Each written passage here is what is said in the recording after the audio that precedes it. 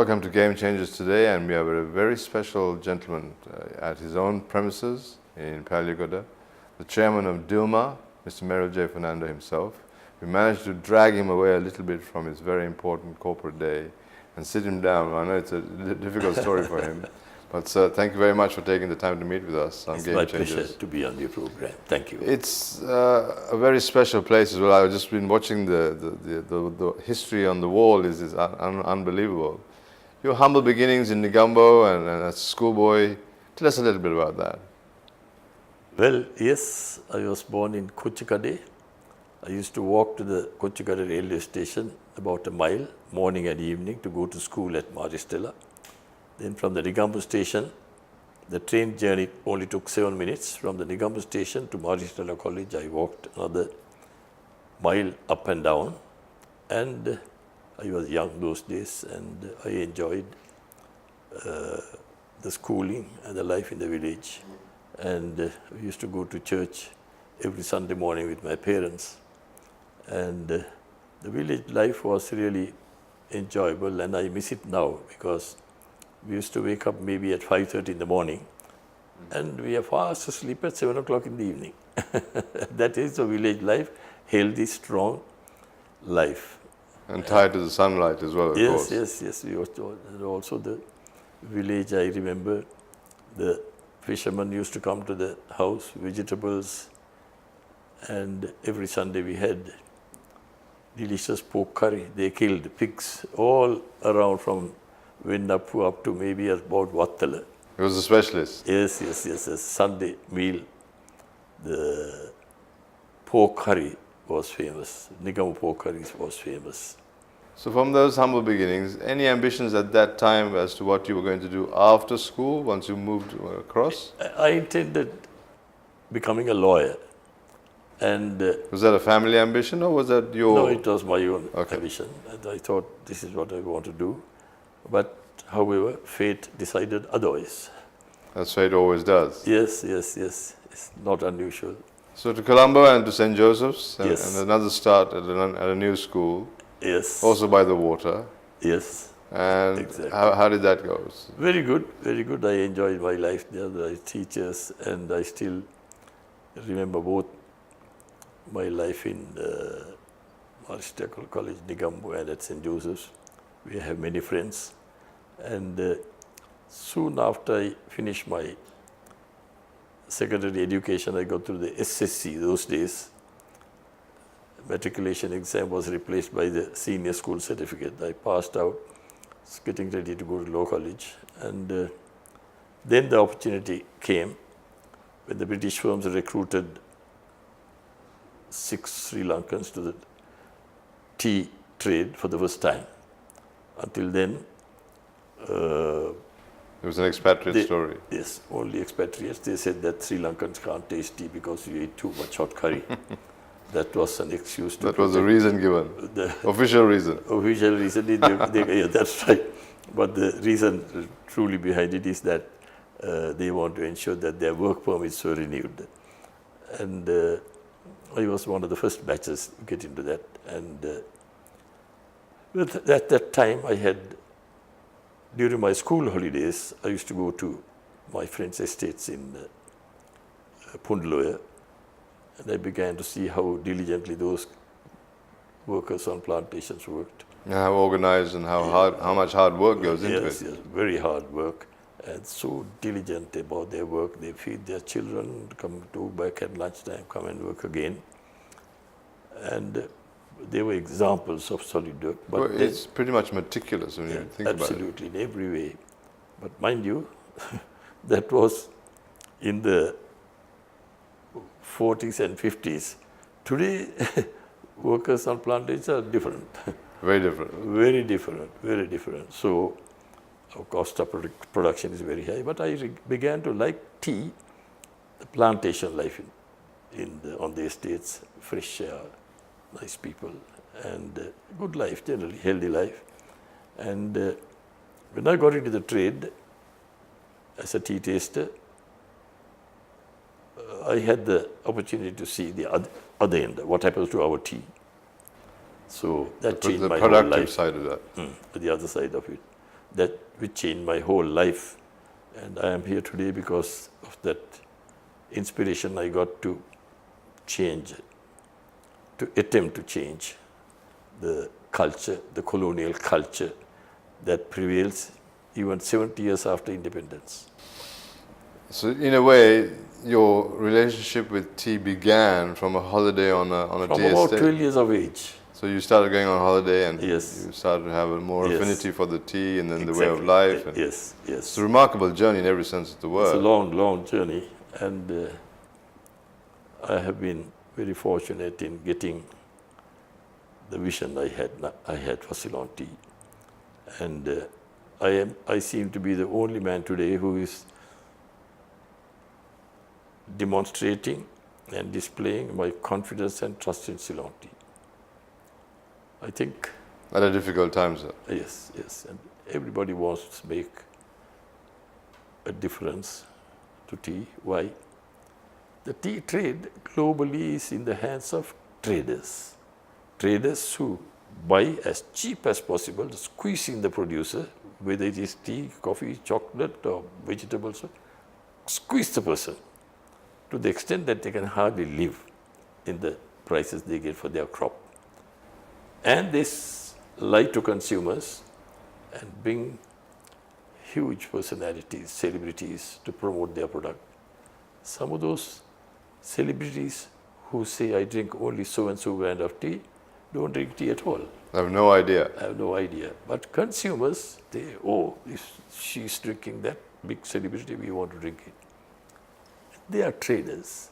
So they have no affinity or loyalty or love or concern for the poor farmers. Or people care at and all. They don't care at all.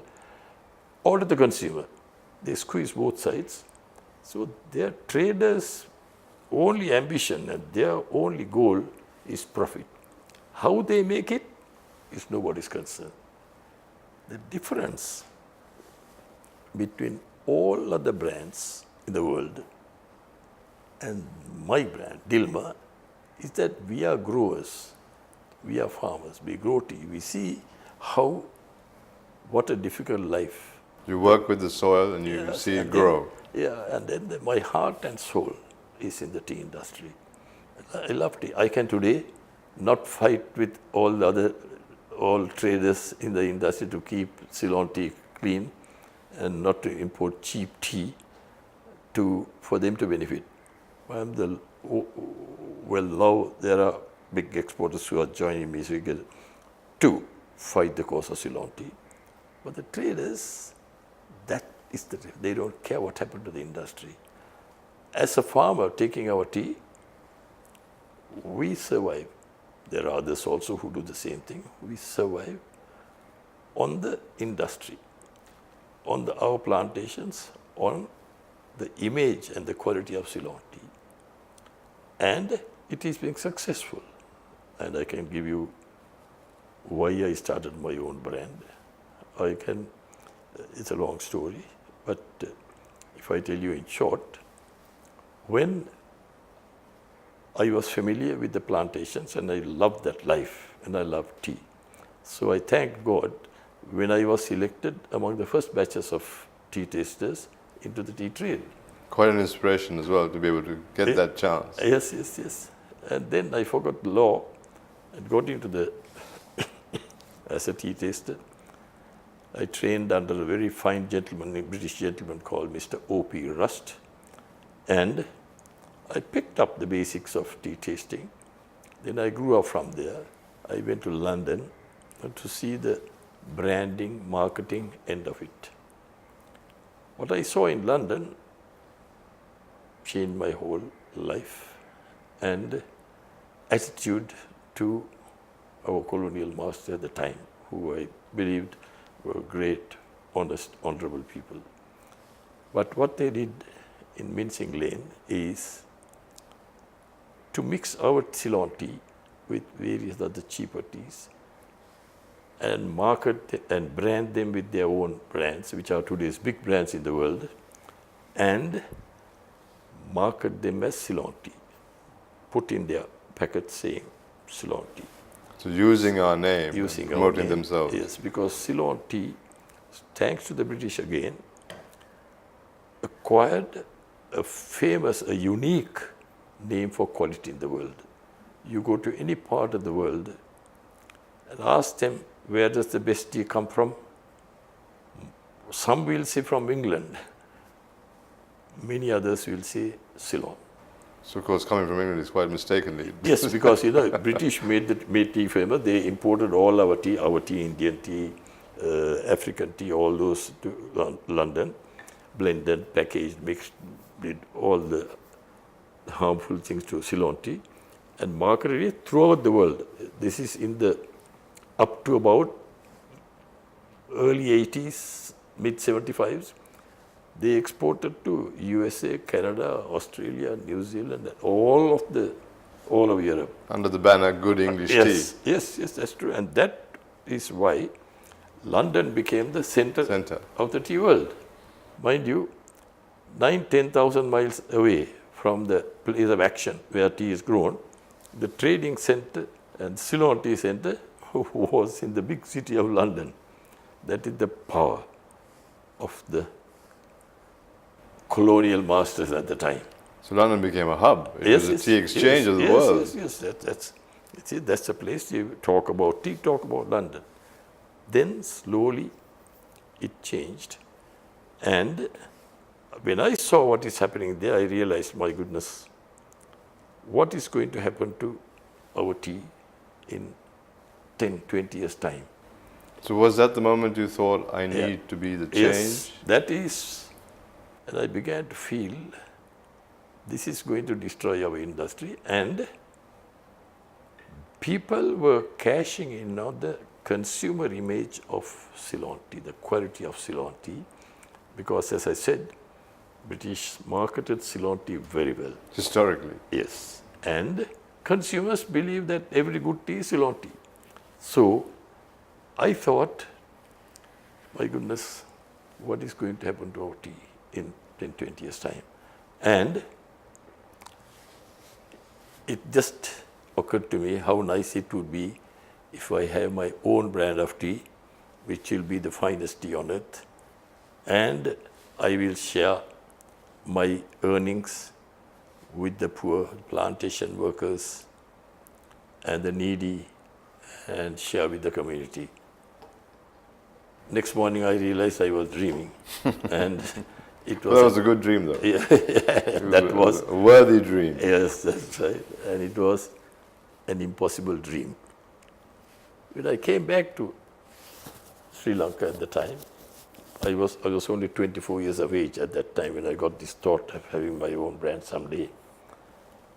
Although I knew it was impossible, that a small friar coming from humble beginnings can compete in the big world of tea. But you didn't give up on that. Something kept haunting me and inspiring me. 34 years later, I launched Dilmah tea. But what I did was, but 34 years later, tea had come down in quality, and Ceylon tea had disappeared from all then famous multinational brands. The world had changed. Yes. In the case of tea, the brand owners changed the world of tea to suit their bottom lines. They compromised. Yes. And consumers had the perception that Ceylon tea is the finest in the world, and yet they were these same brands sold as Ceylon tea. And today, or around maybe 25 years ago, they switched to tea. There were several small family companies in England, about 350 of them in England, about 15, 20 in New Zealand, about 15, 20 in Australia. These big today's multinationals came and acquired every one of those firms, or most of those firms. And I used to ask them, I used to supply them bulk tea from Ceylon, and I used to ask them, why do you sell your company? You are third generation, fourth generation. They used to tell me, well, my turnover is $3 million, but they offered me $5 million. to survive better. Yeah, because on the 3 million turnover, they would have made maybe $100,000. Here, when they offer outright $5 million, said we can't refuse it. So I used to tell them, this is your legacy. So they say we can't complete. Some of the companies refused to sell, and they said we will sell. But soon they went out of business because when the big traders took over the companies, they forgot about quality. All the packs which previously said Ceylon tea became so-and-so's brand names tea. I can tell you some names, whether it is Lipton's tea, Tetley tea or Twinings tea. It was previously Ceylon tea and it became tea. So tea gives you the license to put any tea. Especially today, where retailers want to discount and discount, they accept those discounts gladly because they drop the quality. If they want 30% discount, So they drop the quality 40% because they are selling tea, not by origin. At some years ago, until about 30 years ago, Ceylon tea was sold by region. I promoted some myself because we would say Norelia tea, Dimulda tea, Gold tea, low country, mid country tea, Kotmalina, Albiti, all those areas. Point of origin. Point of origin, and regional tea also. So we were selling tea like wine of today. At that time, they only get red wine, now white wine or rosé. Now we have got chateau bottle wine and all. Everything. Every single estate is producing this. On that note, I need to say we need to have a quick break on Game Changers. We're talking with Merrill J. Fernando, the visionary. The name Dilmah is now a global brand, and he's just telling us in his own words his path from his beginnings in Negombo through school to what has become now an incredible Sri Lankan story.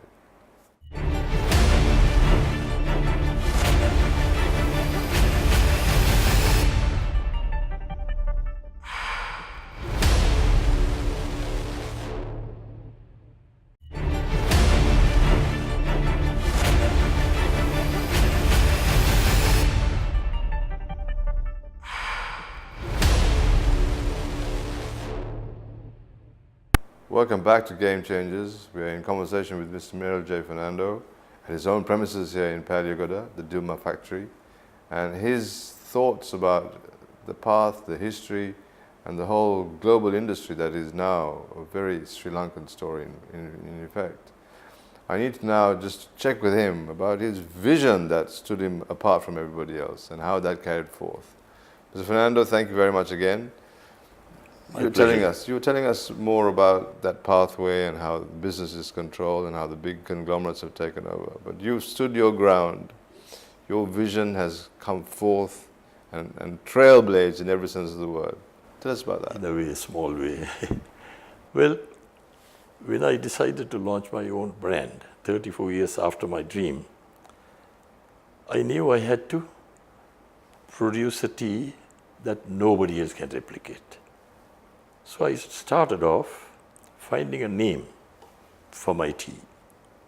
And I decided to name it after my two children. The two boys. My two boys. Dilmah, coined from the names of Dilhan and Malik.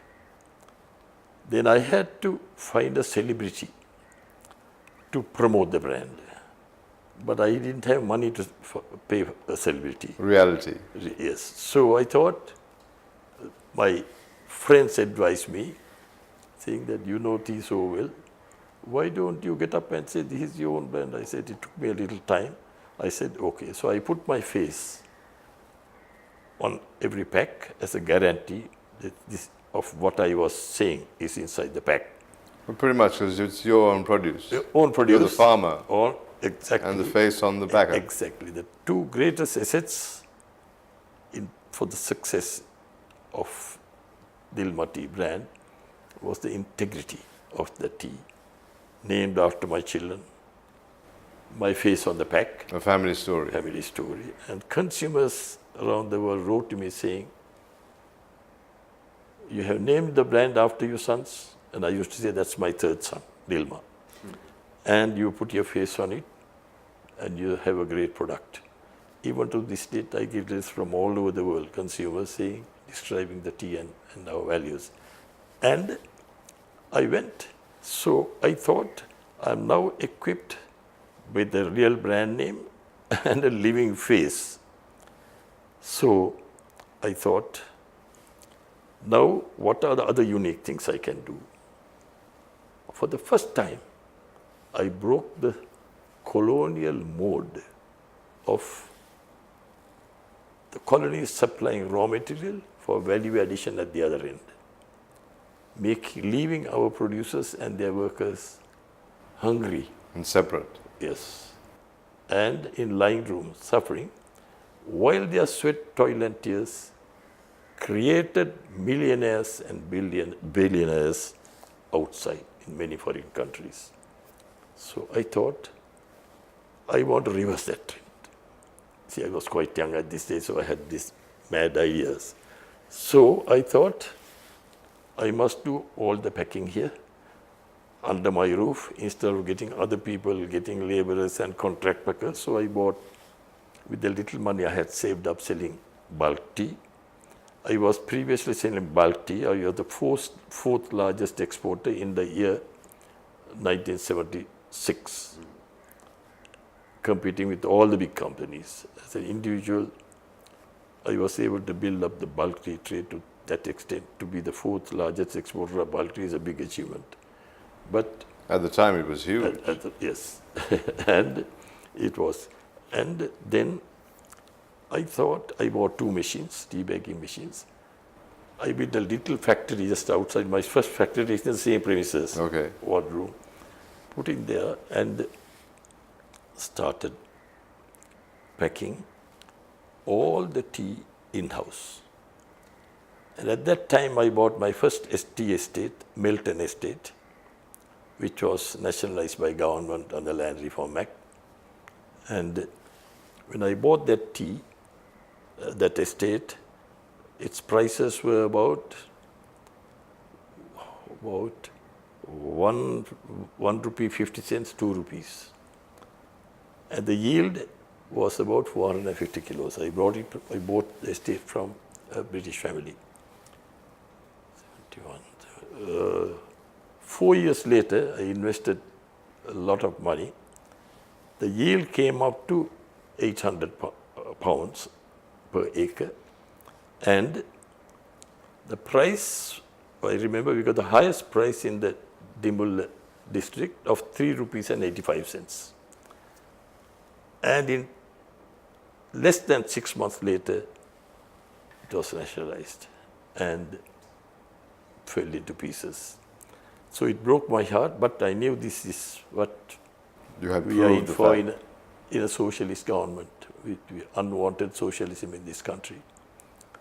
Then I had a small fleet of 6 vehicle trucks to take my tea to the port and collect teas. I got a notice that they were going to be nationalized. So I had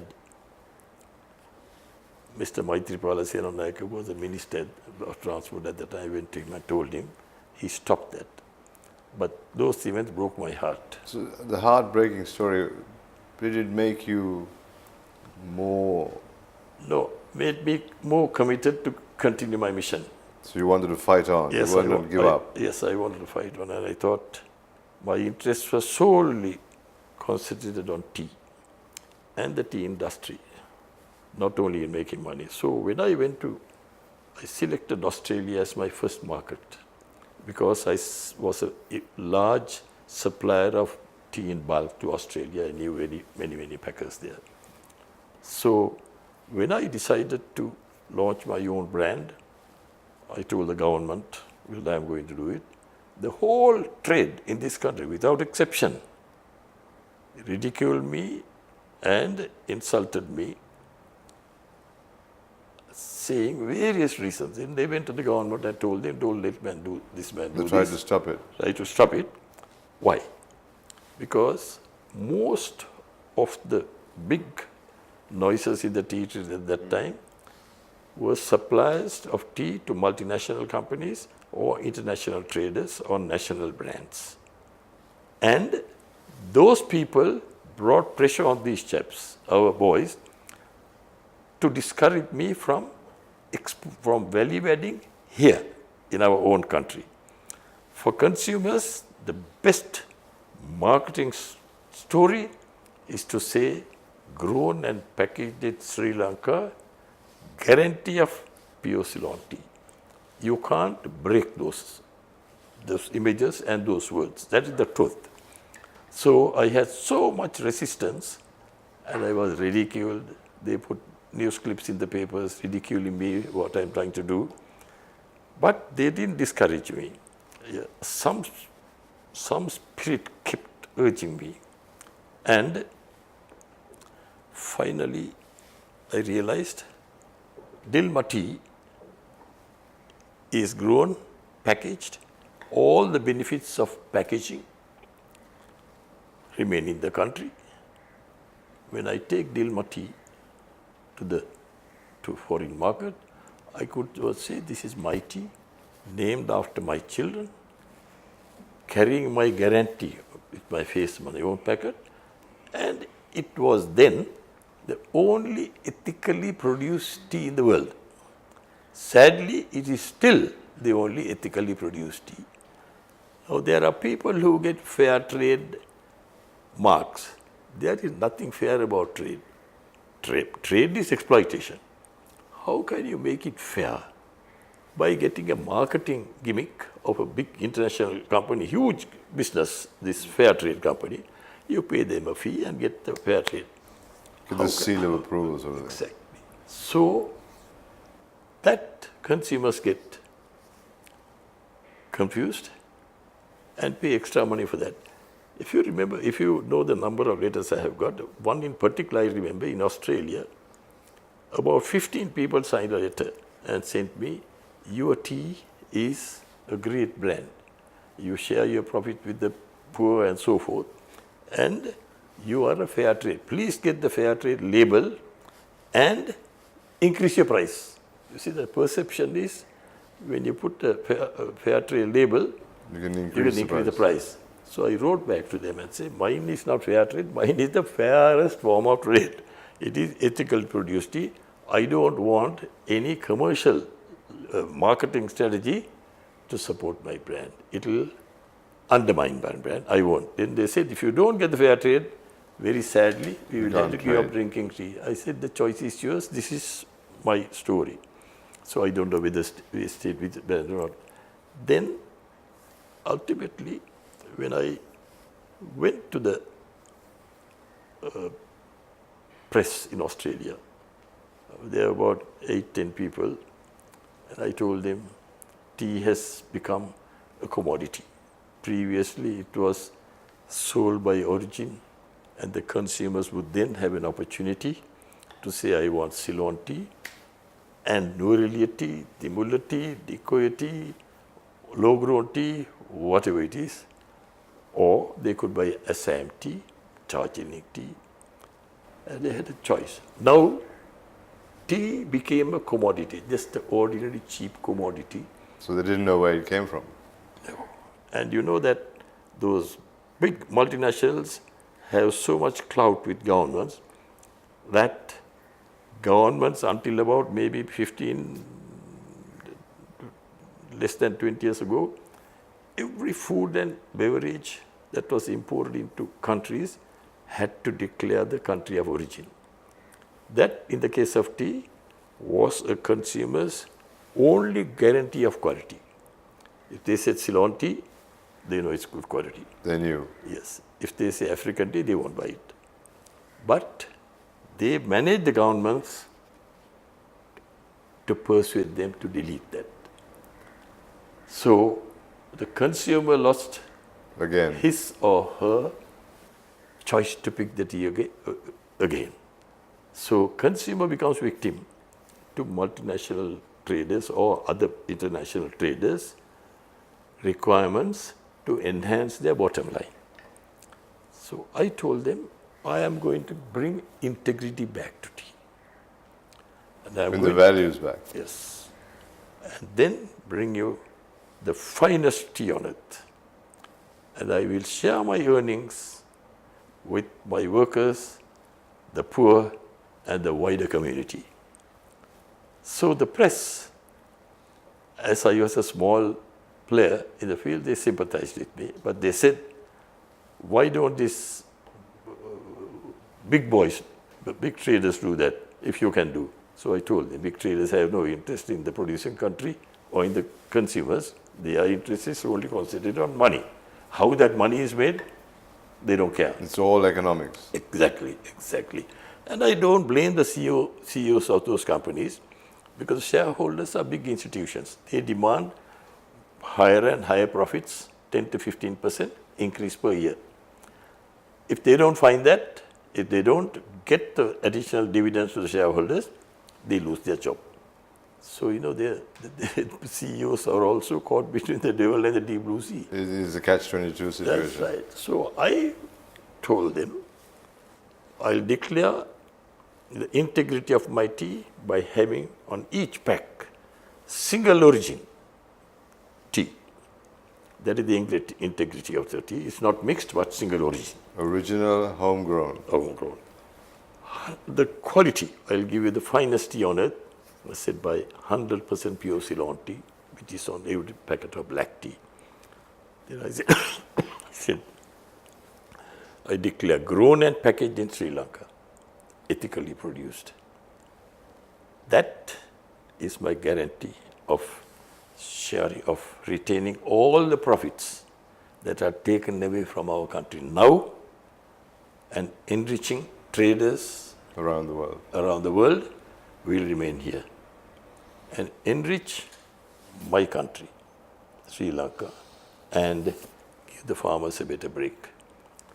Then the press didn't ridicule me, but they said, right, you are an ambitious young man, we wish you well, but you are going to have a hard time from the trade. So when I launched my product,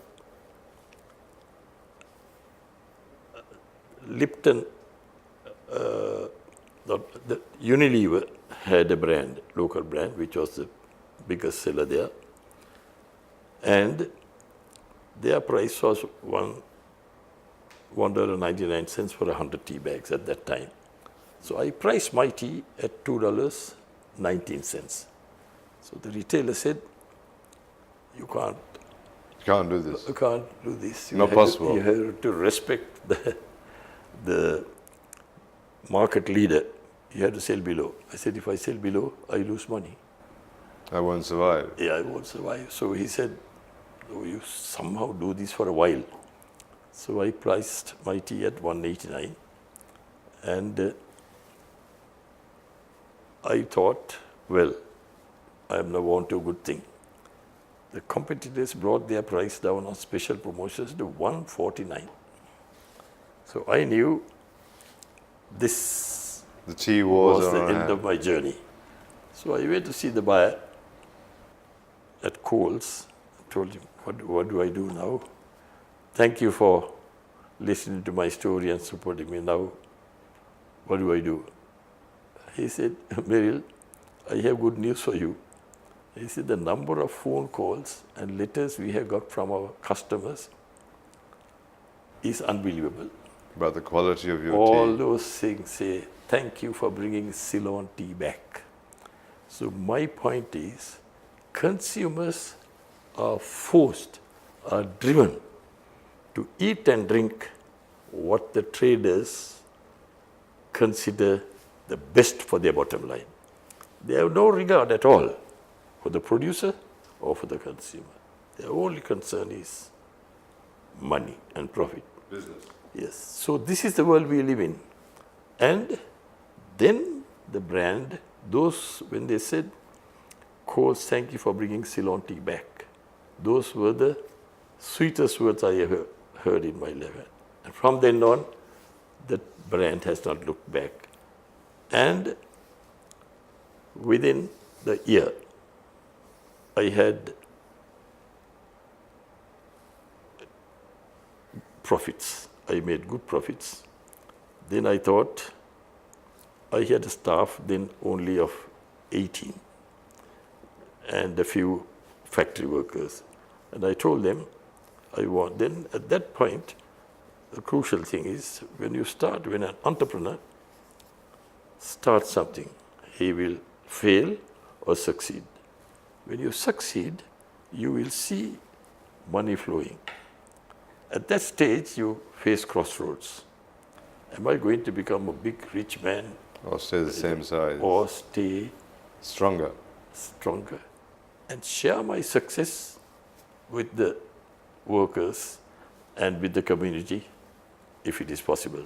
A brilliant thought, Mr. Fernando. On that note, we're going to take another break on Game Changers. His vision, his strength to stay original has been part of his life, his entire life based on quality and Ceylon tea. When we come back, how he broke into the big markets around the world and how he captured the heart of Russia.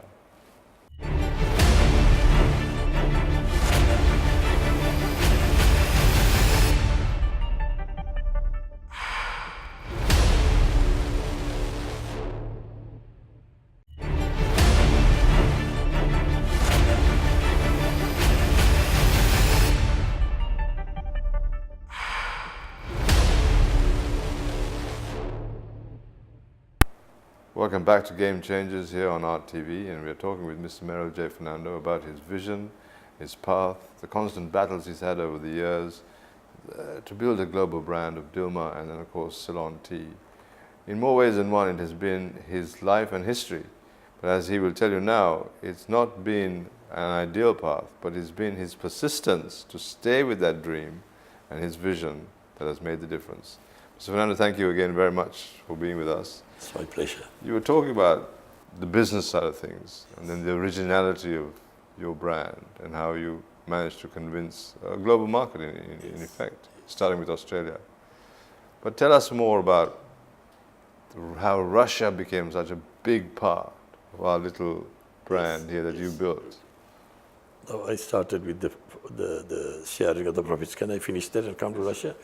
So I had only 18 employees then. So I didn't The cottage industry, in effect, the small cottage industry. Tiny little one, yes, right. And I thought the most I would have maybe 25, 30 employees. So when I started, and I told the staff, I want to help you. I want to give some benefits to your family. So I gave every one of their children all the school books, stationery, clothes, shoes necessary for them to go to school. Totally kitted out.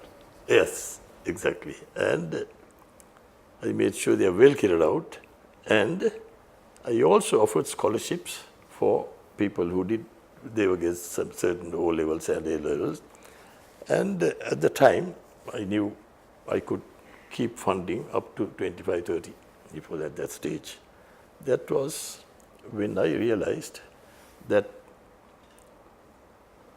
when I came to the crossroads, I took the path to care and share, which brought to my memory that my mother taught me that when I was from 4 or 5 years of age, when he used to get my sweets and chocolates, take half of it and give to the neighbor's children. I used to cry. He said, no, son. So I used to talk to her, why I gave my sweets away? Who is poor children. So at that time, I was very upset with her for giving my things away. But when I started making a little money, that thought came back to me, what my mother showed me, what she did. And I have grown my foundation exactly on that. So at that stage, I started helping my staff. So on that thought was the Merrill J. Foundation? Yes, subsequently, I started in 1962, this charity. And today, I have in this building 1,400 workers. All their children get. In fact, today was an event which I handed a token to 12 people, big parcels of textbook and not the clothes are given secondly. And today I have 1,400 here. Plantations, I have several thousand. Every one of their children gets the same thing again. So I have been blessed with growing, increased income. to meet all those. And today, you'll find it difficult to believe that on our plantations, tea pickers' children are doctors, lawyers, engineers, Qualified. and other professionals through the scholarships of the foundation. Unbelievable. Now that gives me so much happiness and satisfaction that I started selling tea. And I have been blessed in numerous ways. Now you talked about the Russian business. When the Russian embassy was established in Sri Lanka in 1958, I was introduced to the Russian ambassador, Mr. Yakolev. And he told me, we want to buy tea from Sri Lanka. And we want you to help us. He said, how can I help you? We want you to set up a laboratory. So they had a house in Thurston Road. I went there and set up a tasting room and cups and all, to give them all the help. Quality control. Yes, absolutely, tasting all that. So they gave me the monopoly of supplying bulk tea to Russia. Wonderful opportunity. Yes, great opportunity. Then after some years, one or two others also shared their business. But my greatest break in life was at that time, Russian government in 1988 gave me the sole monopoly of packaged tea, Dilmah tea, for about 98, for about 12 years I had the monopoly when I shipped hundreds of 40-foot containers to Russia month after month. And I don't know how that was possible. Every home, in Russia, the USSR then, has tasted Dilmah tea.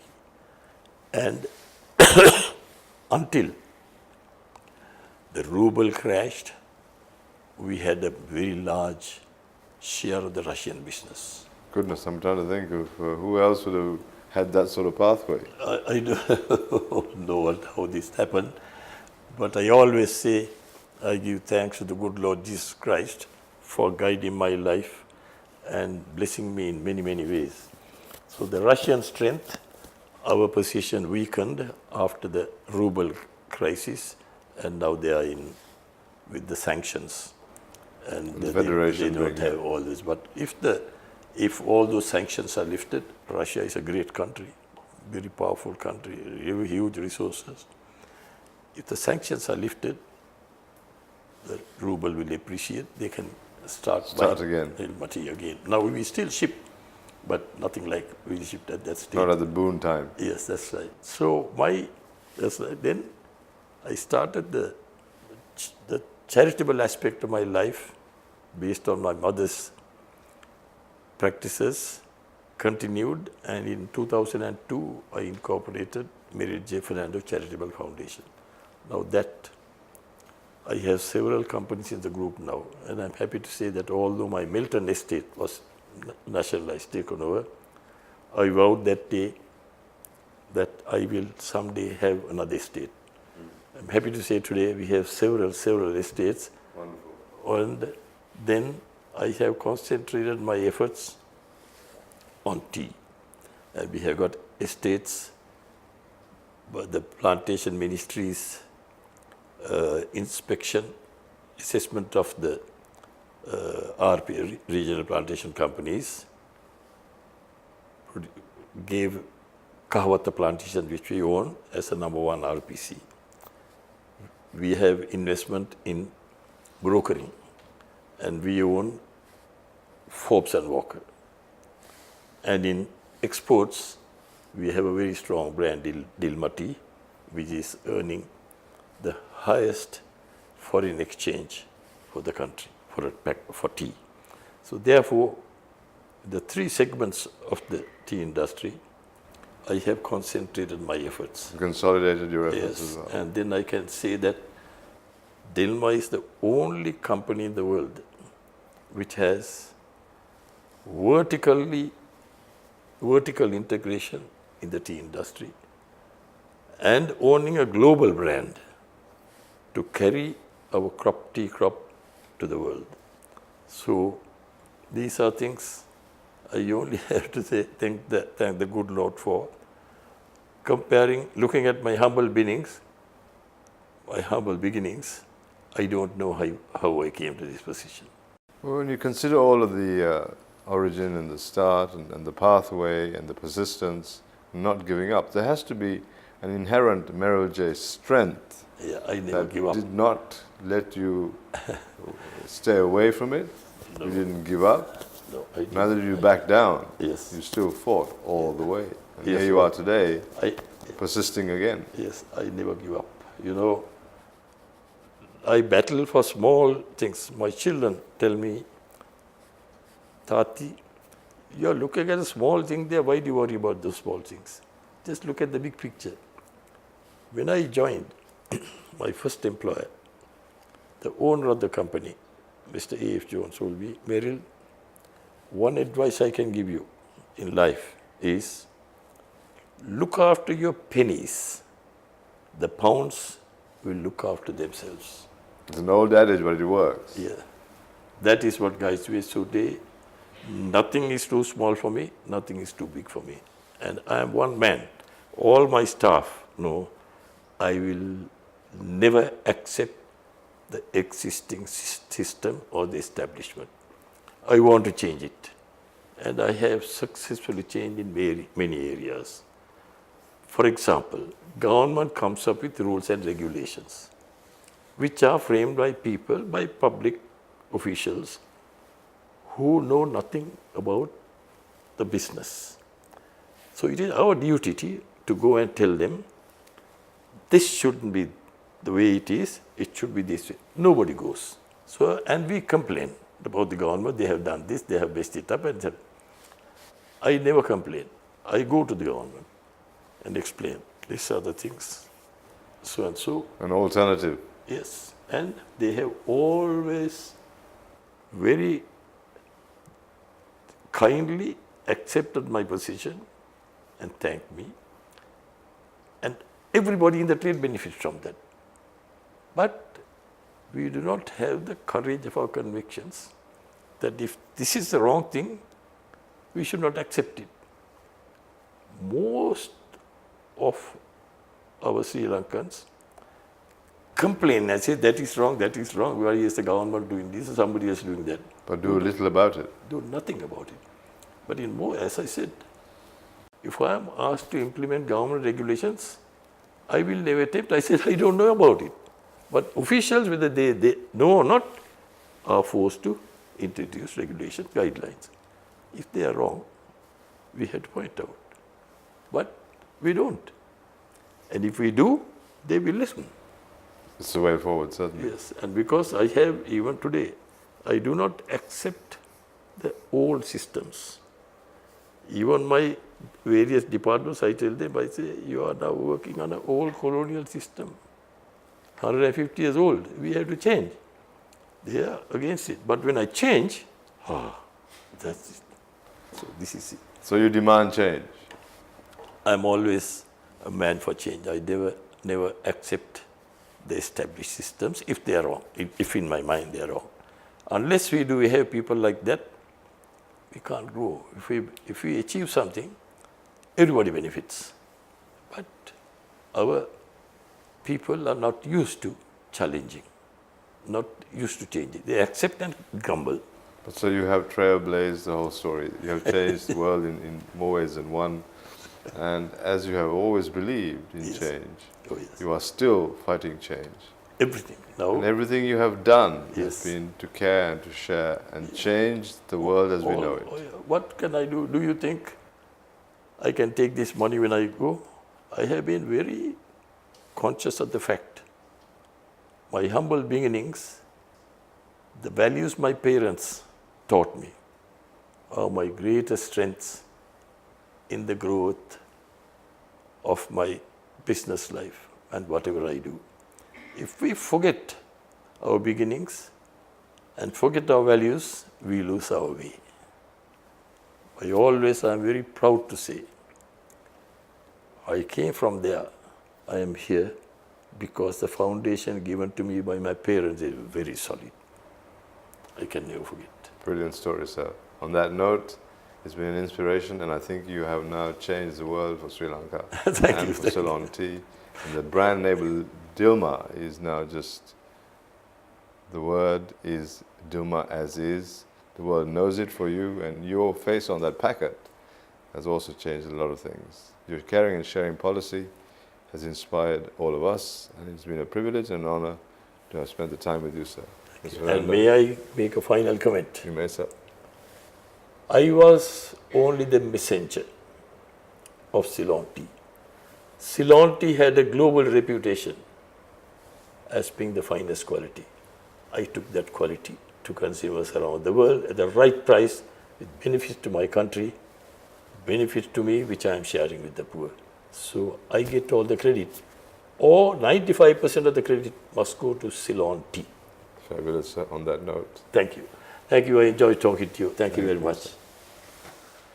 On Game Changers, there you have it. The man, the vision, the strength, the trailblaze. All about his brand and how he persisted from his origins and the lessons learned from his mother and the way he's carried that forward.